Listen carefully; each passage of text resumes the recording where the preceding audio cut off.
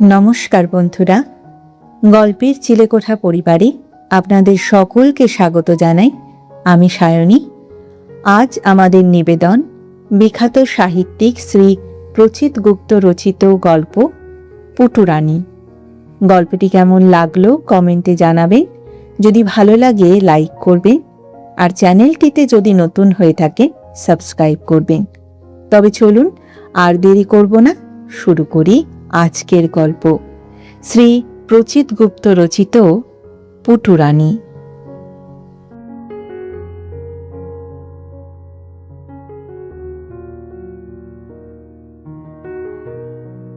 শর্মিষ্ঠা মিত্রকে দেখতে অতিরিক্ত সুন্দর। ঘাড় পর্যন্ত কোঁকড়ানো এক মাথা চুল, লম্বা টিকালো নাক, চশমার পেছনের গভীর দুটো চোখে একই সঙ্গে শিক্ষা আর প্রতিভা ঝকঝক করছে। যত বয়স বাড়ছে মানুষটা যেন আরও আরও উজ্জ্বল হয়ে উঠছেন। মুখের দিকে খানিকক্ষণ তাকিয়ে থাকলে মনে শ্রদ্ধা জাগে। মনে হয় এখনই দীর্ঘ গ্রীবা তুলে মাথা হেলিয়ে উনি গেয়ে উঠবেন। তা সে যতই কালো হোক, দেখেছি তার কালো হরিণ চোখ, কৃষ্ণকলি আমি তারেই বলি। আহা, গান শোনার দরকার হয় না, কল্পনা করলেই আনন্দে বুক ধুকফুক করে ওঠে। দীননাথের বুকও ধুকফুক করছে, তবে ধুকফুক করছে গানের আনন্দে নয়, ধুকফুক করছে ভয়ে।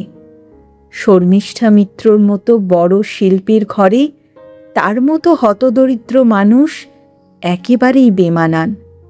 দীননাথ নিজেও সেটা বুঝতে পারছে, আর বুঝতে পেরে টেবিলের উল্টো দিকে কাঁচুমাচু মুখে দাঁড়িয়ে আছে। তার হাত দুটো জোর করা। হঠাৎ দেখলে মনে হবে কোনো অপরাধ করে ক্ষমা চাইতে এসেছেন। ঘটনাটা যদিও তা নয়। দীননাথ আজ সকাল 7:05 লোকাল ধরে কলকাতায় এসেছে তার 14 বছরের মেয়ে পুটুরানীর হয়ে দরবার করতে। এসেছে খুবই ভয়ে ভয়ে। শর্মিষ্ঠা মিত্র কোনো চারটিখানি বিষয় নয়। মন্দারপুরের মতো এক অখ্যাত গ্রাম থেকে তার মতো অতি সাধারণ একজন মানুষ দেখা করতে এলে তিনি কেন দেখা করবেন? দারোয়ান ডেকে বের করে দেবেন। দারোয়ান ঘাড় ধরে বলবে, বেরিয়ে যাও। আবার ঘাড় নাও ধরতে পারে। শিল্পী মানুষের দারোয়ান, তার মধ্যেও তো শিল্পী ভাব থাকতে পারে। হয়তো বিনয়ের সঙ্গেই বলবে, আপনি এবার আসুন ভাই, বেলা বাড়লে রোদ চড়বে, বাড়ি ফিরতে কষ্ট পাবেন, অনেকটা পথ। নিন, আমার হাতটা ধরুন, আমি আপনাকে সাবধানে গেটটা পার করে দিচ্ছি। আসতে চাইছিল না দীননাথ, শেষে একরকম বাধ্য হয়েই আসতে হলো। একমাত্র মেয়ে পুটুরানী নাওয়া খাওয়া বন্ধ করে দিয়েছে। ধামড়া মেয়ে নাওয়া খাওয়া বন্ধ করে দিলে তার মায়ের কি করা উচিত? উচিত চুলের ঝুঁটি ধরে দুটো থাবড়া লাগানো, এমন থাবড়া যাতে পুরো একটা দিন গালে আঙুলের ছাপ থাকে। তার বদলে মেয়ের মাও কাঁদতে বসল, ইনিয়ে বিনিয়ে কান্না। স্বামীকে বলল, একবার যাও না গো, গিয়ে বলো না ওনাকে, হাতে পায়ে ধরবে। দীননাথ খেপে গিয়ে বলল, ওর কাছে যাব, খেপেছ নাকি? মেয়ের মা চোখের জল মুছে ঝাঁজ দেখালো, বললে, খেপবো কেন? আমাদের পুটু কি খারাপ গায়? এতজনে এতদিন ধরে এত প্রশংসা করলে সে কি শুধু মধু? আর 5 জন সুযোগ পেলে ও কেন বাদ পড়বে বলো দেখি? দীননাথ দাঁত মুখ খিচিয়ে বললে, কেমন ভালো গায় সে তো দেখতেই পেলাম। কত ছেলে মেয়েরাই না গাইবে, কলকাতায় অত বড় ফাংশন। শর্মিষ্ঠা মিত্রর মতো অমন বড় শিল্পীর সঙ্গে ছবি বেরোবে পত্রিকায়, টিভিতে দেখাবে। তোমার মেয়ে শুধু বাদ পড়লে। তা কেন পড়লে শুনি? ভালো গাইলে কি পড়তে? দীননাথের কথার মধ্যে যতটা না ব্যঙ্গ, তার চেয়েও দুঃখ ছিল বেশি। মন্দারপুর বালিকা বিদ্যা মন্দিরে প্রায় 300 মেয়ে আছে। এতদিন শুনে এসেছিল তাদের মধ্যে পুঁটুর গলায় সেরা গলা। যে গান শোনে চট করে তুলে ফেলে। দিদিমণিরা 10 মুখে প্রশংসা করে, অবাক হয়ে বলে, কারো কাছে না শিখেও এমন সুন্দর করে গাও কি করে তুমি? পুটু লজ্জা পেয়ে বলে, জানি না। স্কুলের হাবিজাবি যে অনুষ্ঠানই হোক, পুটুর ডাক পড়বেই। তার গান ছাড়া ফাংশন বন্ধ। একবার তো স্বাধীনতা দিবসে মেয়ের বিরাট জ্বর এলো। বড়দি নিজে রিক্সা নিয়ে এসে পুটুকে নিয়ে গেলেন। পুটু জ্বর গায়ে গাইল, ও আমার দেশের মাটি তোমার পরে ঠেকাই মাথা। স্কুলের মাঠ হাততালিতে ভরে গেল। তা কেন গেল? তাহলে কি সবাই মিথ্যে, সবাই ভুল? মেয়ের মা বললে, মোটেই শুধু পুটু বাদ নয়, আরো অনেকেই বাদ পড়েছে। হ্যাঁ রে পুটু, কজন বাদ পড়েছে রে? পুটু ফুপিয়ে ফুপিয়ে বলল, কেউ বাদ পড়েনি মা। আমাদের স্কুল থেকে শুধু আমার নামই পাঠিয়েছিল। বড়দি বলল, শর্মিষ্ঠা মিত্র কলকাতায় খুব বড় ফাংশন করবেন। কাগজে বিজ্ঞাপন দিয়ে স্কুলের ছেলে মেয়েদের চেয়েছেন। আমাদের স্কুল থেকে তুমি যাবে, যাতায়াতের খরচ সব আমাদের।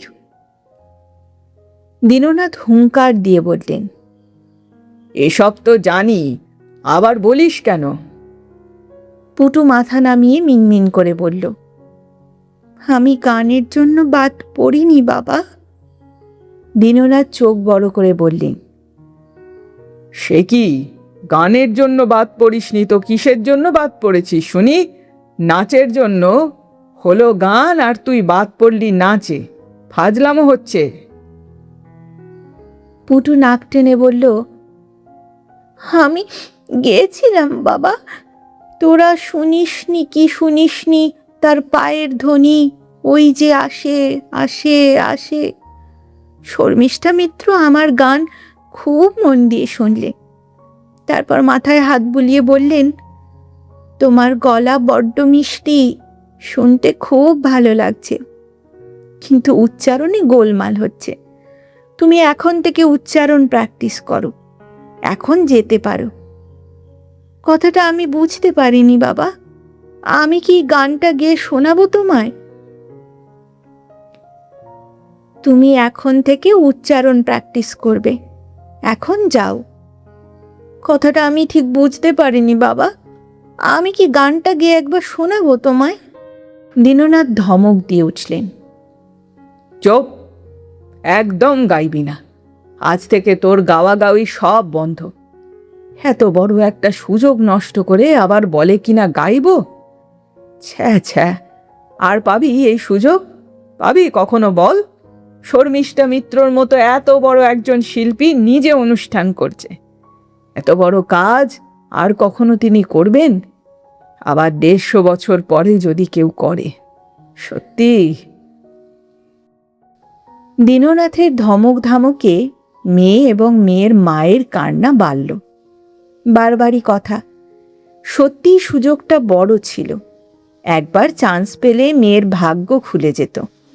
শর্মিষ্ঠা মিত্র অনুষ্ঠানে গান গাওয়া মানে বিরাট ব্যাপার।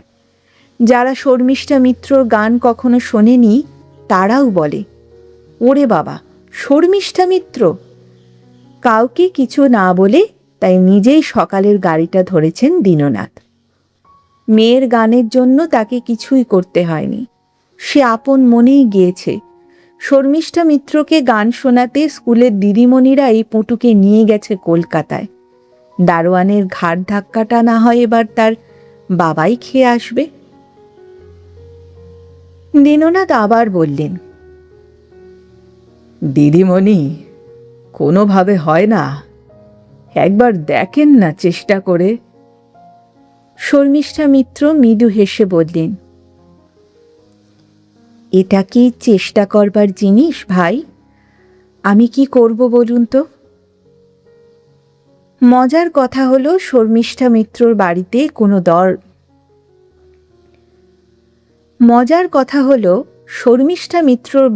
কোনো দারোয়ান নেই। থাকলেও চোখে পড়েনি দীননাথের।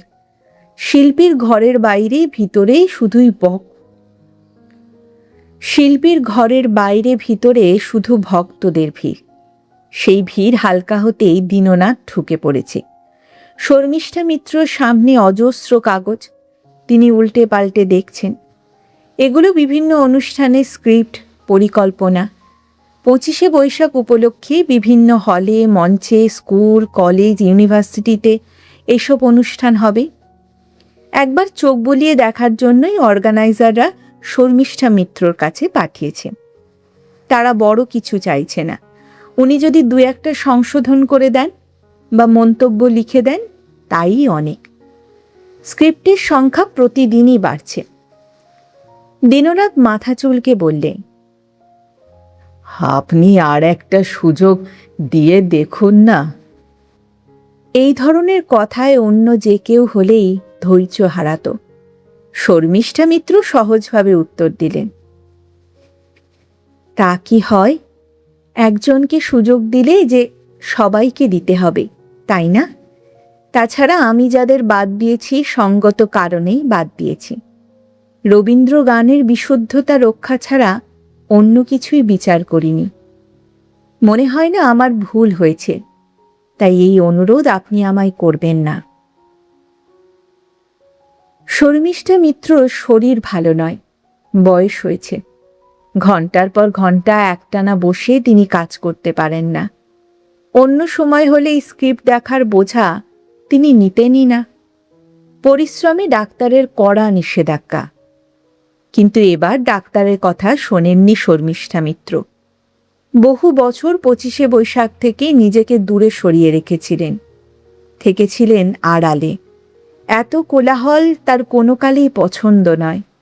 সবাইকে লুকিয়ে নির্জনে কোথাও গিয়ে কবিগুরুর গানেই তিনি মগ্ন থেকেছেন। তাকে কাছে পেয়েছেন, নিভৃতে পুজো সেরেছেন। কিন্তু এবার আর সেরকম হচ্ছে না। শিল্পী 25শে বৈশাখের নানা রকম অনুষ্ঠানের সঙ্গেই নিজেকে জড়িয়ে ফেলেছেন। তার কারণ এবার রবীন্দ্রনাথের 150তম জন্মদিন। শর্মিষ্ঠা মিত্রর কাছে এর গুরুত্বই আলাদা। 150 হিসেবে আলাদা নয়, আলাদা এত দীর্ঘ সময় ধরে একজন মানুষ কোটি কোটি মানুষের প্রাণের মানুষ হয়ে টিকে থেকেছেন বলে। ভুলভ্রান্তি, বিকৃতির বহু ঝড়ঝাপটা সহ্য করতে হয়েছে তাকে, হচ্ছেও। তাই শর্মিষ্ঠা মিত্রর কাছে 150 একটা উপলক্ষ মাত্র। আসলেই তিনি চান এই জন্মদিনে আর একবার ঝলসে উঠতে, কবির শুদ্ধতা রক্ষায় নিজেকে উজাড় করে দিতে। তিনি যা শিখেছেন, যেভাবে শিখেছেন, শেষবারের মতো তার কিছুটা এই প্রজন্মের মধ্যে রেখে যেতে। নির্ভুল নিখুঁত রবীন্দ্রনাথকে প্রতিষ্ঠা করার জন্য তাই নতুন করে তার জেদ চেপেছে মনে। শরীরে আর সেই শক্তি নেই, তবে মনে তো আছে। কে না জানে শিল্পীর কাছে মনের জোরই আসল। যখন রবীন্দ্র সৃষ্টি থেকে কপিরাইট উঠে গিয়েছিল, শর্মিষ্ঠা মিত্র সাংবাদিকদের বলেছিলেন, রবীন্দ্র গান যদি নষ্ট করার চক্রান্ত হয় তাহলে পথে নেমে তিনি ছেলে মেয়েদের গান শেখাবেন। পত্রপত্রিকায় সে কথা প্রচার হয়েছিল। সে কথা রাখতে পারেননি যদিও, তাই 150 বছরকে সামনে রেখে যতটা পারা যায় চেষ্টা করছেন, প্রতীকের মতো। তাই আড়াল সরিয়ে বেরিয়ে এসেছেন। শুধু পরামর্শ নয়, সরাসরি নিজেও একটা অনুষ্ঠান পরিচালনার পরিকল্পনা করেছেন। গত 1 বছর ধরে তার প্রস্তুতি চলেছে গোপনে। একেবারে ছোট ছোট ছেলেমেয়েরা গান গাইবে সেখানে। কিন্তু খবর গোপন থাকেনি। সাংবাদিকরা জানতে পেরেই তাকে প্রশ্ন করেছে, শুধু ছোটরা কেন?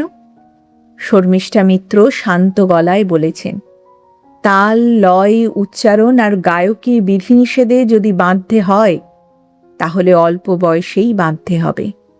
গান গাওয়ার শুরুতেই বোঝা দরকার রবীন্দ্র গানে সীমাবদ্ধতা অনেক। সেই সীমাবদ্ধতার মধ্যেই যে মুক্তি, সেটাই মধুর।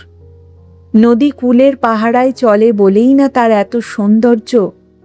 কূল ছাপিয়ে গেলে ভয়ঙ্কর। ছোটরা এই সত্য মানবে সহজে, না মানলে জোর করে মানাতে হবে। শর্মিষ্ঠা মিত্র কত বছর পরে যে নিজে অনুষ্ঠান পরিচালনা করছেন তার ঠিক নেই, তাই চারিদিকে হইচই পড়ে গেছে। কোনো কোনো পত্রিকা ইতিমধ্যে লিখেছে, সত্যি সত্যি তবে এবার পথে নেমেছেন শর্মিষ্ঠা মিত্র। এই বয়সে অসুস্থ শরীরে প্রমাণ করছেন রবীন্দ্রনাথের গানই তার আসল জীবনী শক্তি। এই শক্তি তিনি জীবন দিয়ে রক্ষা করতে চান। দীননাথ শুকনো গলায় বললে, দিদিমণি, আপনি বললে ঠিক হয়ে যাবে, আপনি তো সব।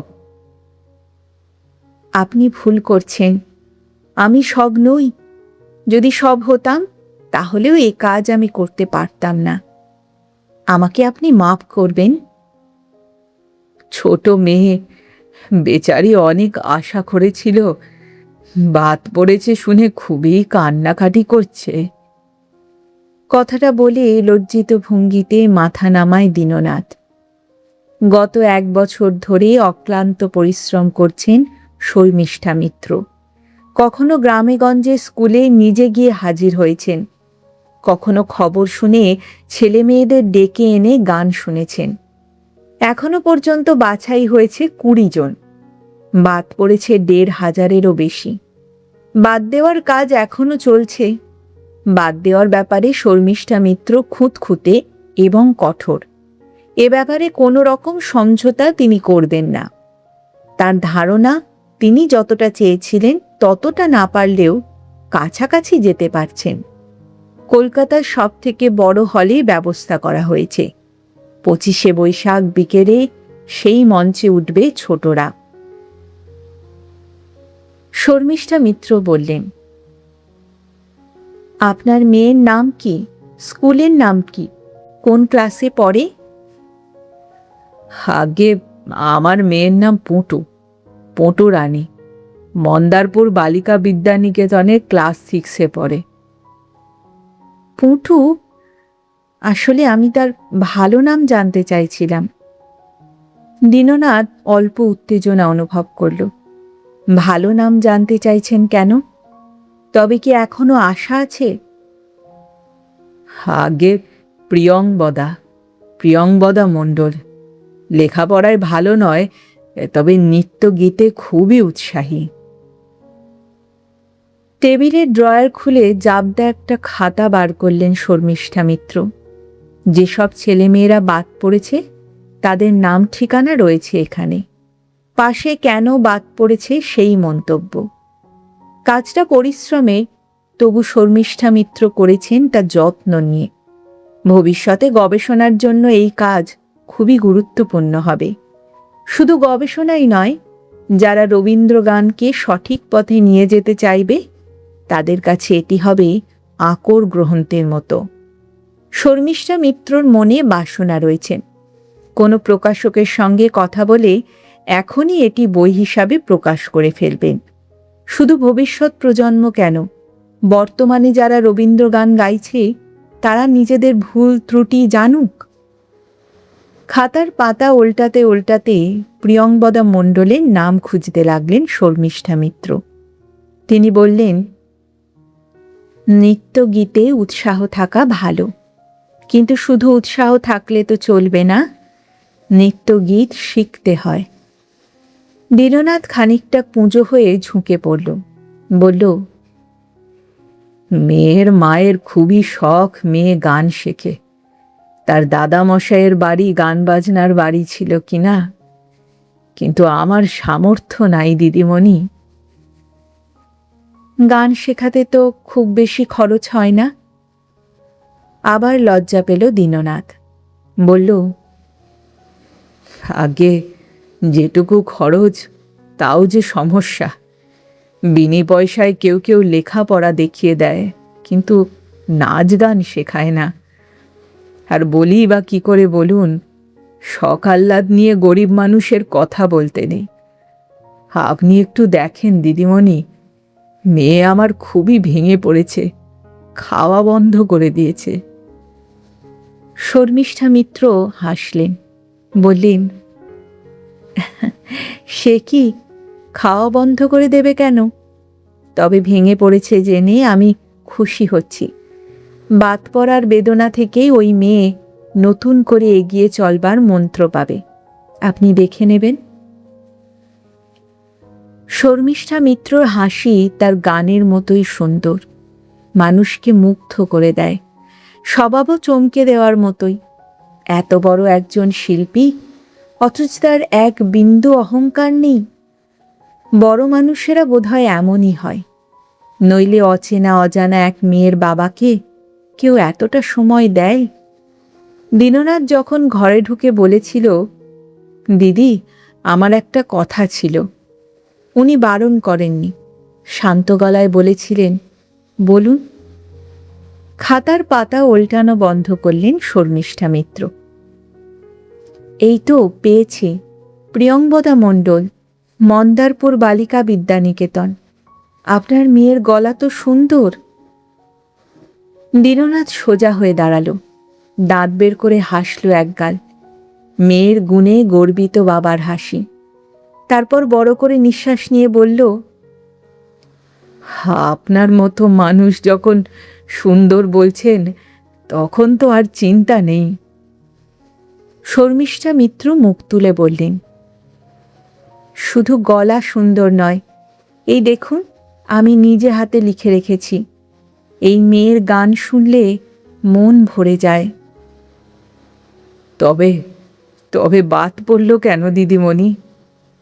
অবাক গলায় বলল দীননাথ। তার ধাঁধার মতো লাগছে।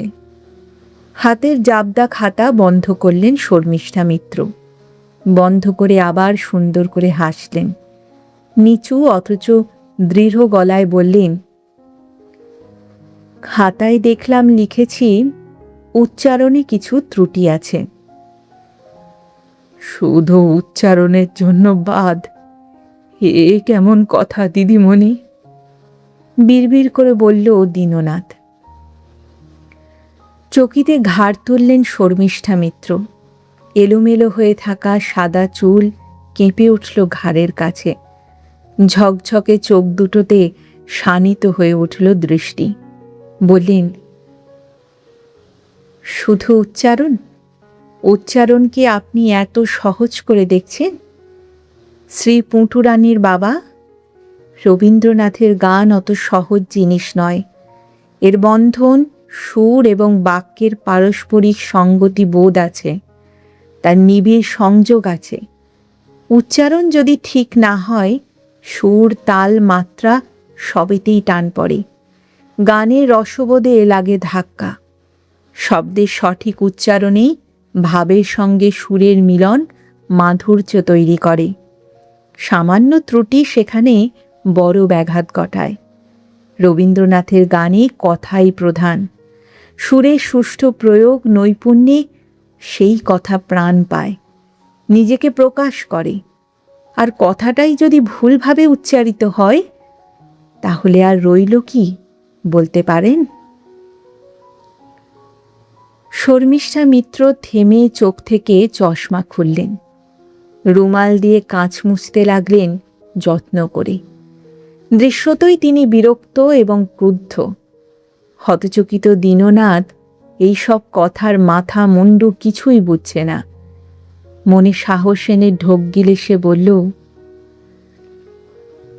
একটা কথা বলবো দিদিমণি? চোখে চশমা ফিরিয়ে নিয়ে শর্মিষ্ঠা মিত্র খানিকটা কঠিন গলায় বললেন, ঠিক একটা কথাই বলবেন, কিন্তু আমার অনেক কাজ বাকি। আপনি যে বললেন পুটুর গানে মন ভরে গেছে। মুখ তুললেন শর্মিষ্ঠা মিত্র। ক্ষণিকের জন্য যেন উত্তর খুঁজলেন। ঠিকই বলেছি, কিন্তু সেই মনকে আমি প্রশ্রয় দিতে পারিনি।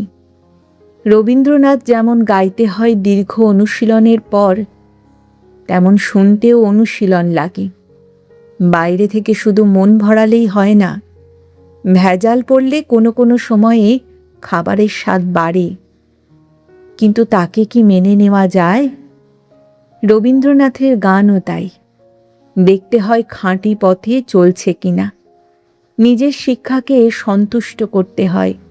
প্রকৃত শ্রোতা জানি রবীন্দ্রসঙ্গীতের আবেদন যেমন কথা সুরের আড়ালে রয়েছে, তেমনি সুরের বেড়াজালেও রয়েছে। আপনার মেয়েকে এই বেড়াজালটি আরও ভালো করে চিনতে হবে। আমি আশীর্বাদ করি একদিন না একদিন সে পারবে। তার সে ক্ষমতা আছে। তাকে আমার কথাগুলো বুঝিয়ে বলবেন। পুটুকে কি বুঝিয়ে বলবে দীননাথ? সে তো নিজেই কিছু বুঝল না। এটাই স্বাভাবিক। বড় মানুষের কথা হলো বড় বড় কথা। সে কথা সবসময় বোঝা যায় না। চেষ্টা করাটাই বোকামি। মানুষরা তার সঙ্গে যে এতটা সময় কথা বলেছে, এই তো পরম পাওয়া। নাতি নাতনিকে গল্প করতে পারবে। জানিস, একবার তোর মা আমাকে, আমি তো ভয়ে কাঁপতে কাঁপতে। আজ 25শে বৈশাখ। কলকাতা শহর থেকে অনেক দূরে মন্দারপুরের অচেনা অজানা এক ভাঙা ঘরে রাতের উঠোনে বাপ বেটিতে বসবে মাদুর পেতে। দুজনেরই খুব মন খারাপ। একটু পরেই কলকাতার মস্ত বড় হলে শর্মিষ্ঠা মিত্র 20 জনকে নিয়ে গান শুরু করবেন। শুরুতে তিনি কি গাইবেন তা নিয়ে পত্রপত্রিকায় খুব আলোচনা হয়েছে, তবে জোর দিয়ে কেউ কিছুই বলতে পারেনি। কত বড় মানুষের কথা কি জোর দিয়ে বলা যায়? পটুরানী ফিসফিস করে বলে, বাবা, আমি কি খুব খারাপ গাই? হ্যাঁ মা, তুমি খুব খারাপ গাও। আমি কবে ভালো করে গাইতে পারবো বাবা? দীননাথ হাত বাড়িয়ে মেয়ের চুলে হাত বুলিয়ে বলেন, ঠিক জানি না মা, তবে অবস্থা এখনো খুব খারাপ। এত খারাপ যে মনে হচ্ছে তোমার ভালো গাইতে আরও 150 বছর লেগে যেতে পারে। তাতে সমস্যা কিছু নেই। তখন রবীন্দ্রনাথ ঠাকুরের বয়স হবে মাত্র 300। 300 বছরের বুড়ো মানুষটা তখন মন ভরে তোমার গান শুনবে। কথা শেষ করে হাহা আওয়াজে হেসে উঠছে দীননাথ। সে ভাবছে তার হাসিতে তার মেয়েও যোগ দেবে, কিন্তু পটুরানী যোগ দেয়নি। সে তখন মৃদু গলায় গাইছে, গেয়েছি গান যখন যত আপন মনে খ্যাপার মতো, সকল সুরে বেজেছে তার আগমনী, সে যে আসে আসে আসে। অমাবস্যার আর দেরি নেই। আকাশে চাঁদ এক ফালি। সেই এক ফালি চাঁদ আকাশ বাতাসকে ফিসফিসিয়ে বলছে, আহারে, মেয়েটা বড় ভালো গায়, মনটা ভরে যায়।